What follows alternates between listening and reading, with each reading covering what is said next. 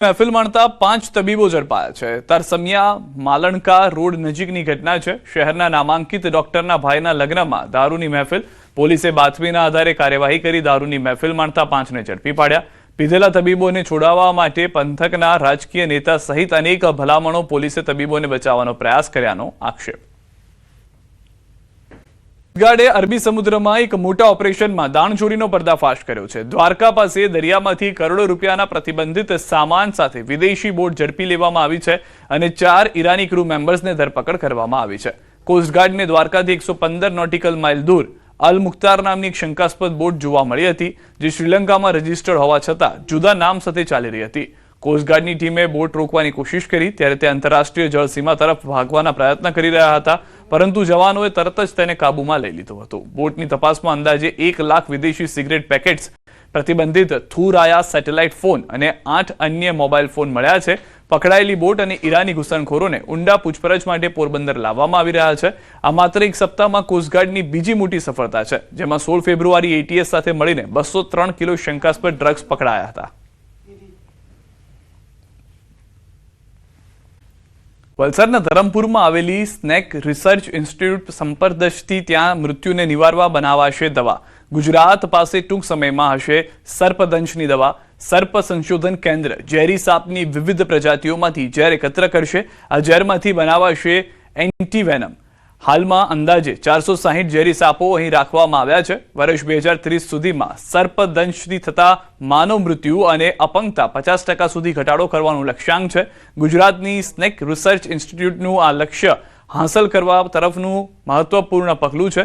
અત્યાર સુધીમાં લગભગ 300થી વધુ સ્થાનિક સાપ રેસ્ક્યુઅર્સ અને 23 જિલ્લાઓમાં 1495થી વધુ ડોક્ટર્સ અને મેડિકલ ઓફિસર્સને સર્પદંશ વ્યવસ્થાપન અંગે તાલીમ આપવામાં આવી છે।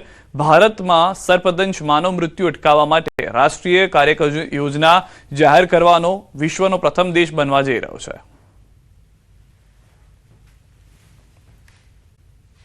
સંસ્કારી નગરી વડોદરામાં દારૂની રેલમછેલ થઈ રહી છે। 48 કલાકમાં દારૂ ભરેલા 2 કન્ટેનર ઝડપાયા છે। એલસીબીએ છેલ્લા 48 કલાકમાં 2 અલગ અલગ જગ્યાએ દરોડા પાડીને કુલ 2 કરોડથી વધુનો મુદ્દામાલ જપ્ત કર્યો છે। કાર્યવાહી દરમિયાન લક્ષ્મીપુરા ગામ પાસેથી 91.10 લાખના મુદ્દામાલ સાથે મહારાષ્ટ્રના રાયગઢના સિંદરપાલસિંહ જટની ધરપકડ કરવામાં આવી છે, જ્યારે એક્સપ્રેસ વે પર પાદરા જવાના કટ પાસેથી વધુ એક કન્ટેનર ઝડપી 94.23 લાખથી વધુની કિંમતનો વિદેશી દારૂનો જથ્થો જપ્ત કરી રાજસ્થાનના બાડમેરના ગોકળરામ જાટની અટકાયત કરવામાં આવી છે। આમ માત્ર 2 દિવસમાં જ 2.25 કરોડનો વિદેશી દારૂ પકડાતા સ્થાનિક પોલીસની કામગીરી સામે મોટા સવાલો ઊભા થયા છે।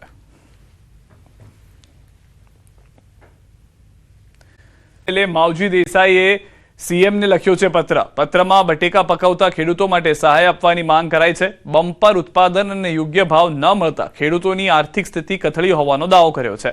આવકની સાથે બટેકા બિયારણ, મજૂરી અને કોલ્ડ સ્ટોરેજના ભાડાનો ખર્ચ વધુ હોવાનું ટાંક્યું છે। જિલ્લામાં 64,948 હેક્ટર જમીનમાં થયું હતું બટેકાનું વાવેતર। ખેડૂતોને બટેકાના વાવેતરમાં વીઘાએ અંદાજે 25થી 30 હજારના નુકસાનનો દાવો છે।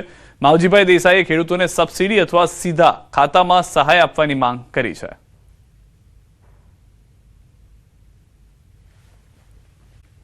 રાજકોટમાં મેગા ડિમોલિશનનું કાઉન્ટડાઉન કાલથી। જંગલેશ્વરમાં ગેરકાયદે દબાણો પર ફરશે બુલડોઝર ગર્જના પહેલાના ડ્રોન દ્રશ્યો સામે આવ્યા છે। મેગા ડિમોલિશન પહેલા અસરગ્રસ્તોનું દર્દ પણ છલકાયું છે। ઘર છોડ્યા હોવાને લઈને દુઃખ જોવા મળી રહ્યું છે। તો દ્રશ્યો આપ જોઈ રહ્યા છો, ડ્રોન વિડીયો કે જેનાથી હાલમાં મેપિંગ ને બધું પૂર્ણ થયા બાદ પરિસ્થિતિનો તાગ મેળવવામાં આવી રહ્યો છે। અસરગ્રસ્તોનું દર્દ જે છે તે પણ જોવા મળી રહ્યું છે। મકાનો ખાલી કરાવવામાં આવી રહ્યા છે। ડ્રોન દ્રશ્યો એક તરફ જોઈ રહ્યા છો, બીજી તરફ ચુસ્ત બંદોબસ્ત ગોઠવી દેવામાં આવ્યો છે અને મકાનો ખાલી કરાવાયા હોય તેવા પણ દ્રશ્યો જોવા મળી રહ્યા છે। તો રાજકોટના જંગલેશ્વર વિસ્તારમાં આવતીકાલે યોજાનાર મેગા ડિમોલિશનને લઈને પોલીસ તંત્ર સજ્જ બન્યું છે, જે અંતર્ગત સોશિયલ મીડિયામાં કોઈ પણ પ્રકારની આપત્તિજનક ટિપ્પણી કે ખોટી અફવાઓ ન ફેલાવા રાજકોટ ક્રાઇમ બ્રાન્ચના ડીસીપી દ્વારા જાહેર જનતાને અપીલ કરવામાં આવી છે। આ મામલે રાજકોટ પોલીસની સાયબર ક્રાઇમ ટીમ દ્વારા સતત મોનિટરિંગ કરવામાં આવશે અને જો કોઈ વ્યક્તિ અફવા ફેલાવતા ઝડપાશે તો તેની સામે કડક કાયદેસરની કાર્યવાહી કરવામાં આવશે।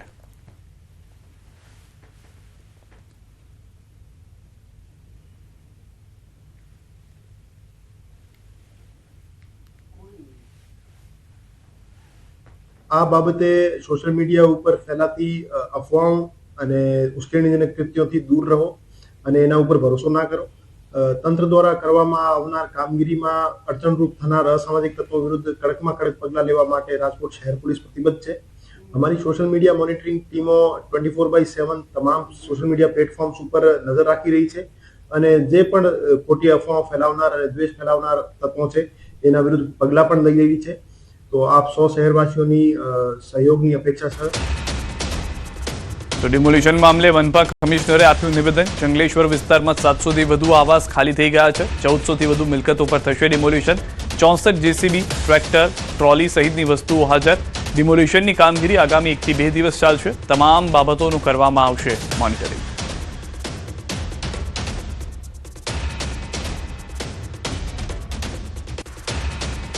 जंगलेश्वर विस्तार में जो रिवर बेड और टीपी के रोड का जो अभी एंक्रोचमेंट रिमूवल चल रहा है उस पर 700 प्लस आवास ऑलरेडी आज के स्टेज में खाली हो चुके हैं.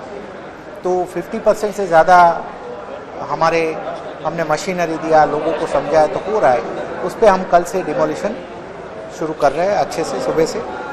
और बाय एंड लार्ज ये 2 दिन से जो ऑपरेशन चल रहा है हमें अच्छा उसमें रिजल्ट मिल रहा है. તો રાજકોટથી સમાચાર. જંગલેશ્વરમાં ડિમોલિશનનો મામલો. લોકોએ સ્વેચ્છાએ જ કરી રહ્યા છે ડિમોલિશન. બાપુનગર સ્મશાન પાસે આવેલા ગેરેજનું ડિમોલિશન ગેરેજ માલિક દ્વારા જ કરાયું ડિમોલિશન. કુલ 1400 થી પણ વધુ મિલકતો પર ફરવાનું છે બુલડોઝર.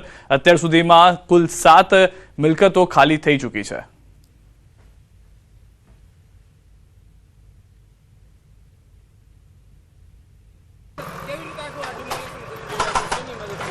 અમે તો અમારી સ્વેચ્છાએ રીતના હાથ ધરી રહ્યા છીએ. 3 દીથી અમારું કામ ચાલુ છે અમારી રીતના સ્વેચ્છાએ.